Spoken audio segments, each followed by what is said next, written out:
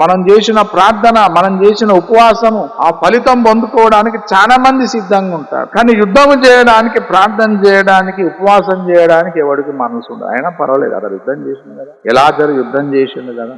చాలా మంది ఏమనుకుంటారంటే, అవును, చాలా మందికి ప్రార్థన ఫలితం తెలుసు. నేను ప్రార్థన చేస్తే ఖచ్చితంగా దేవుడు ప్రతిఫలం ఇస్తాడు, నేను ఒకవేళ ఉపవాసం ఉంటే ఖచ్చితంగా దేవుడు ప్రతిఫలం ఇస్తాడు. కానీ ఇప్పుడు నేను ప్రార్థన చేసినప్పుడు ఎవరు రాడు, ఉపవాసం ఉన్నప్పుడు ఎవరు రాడు, కానీ ఫలితం మాత్రం అందరూ అనుభవిస్తారు. కాబట్టి చాలు నేను కూడా ఉపవాసం చేయాలి, నేను కూడా ప్రార్థన చేయాలని మానేసుకునేవారు ఉన్నారు. తప్పు.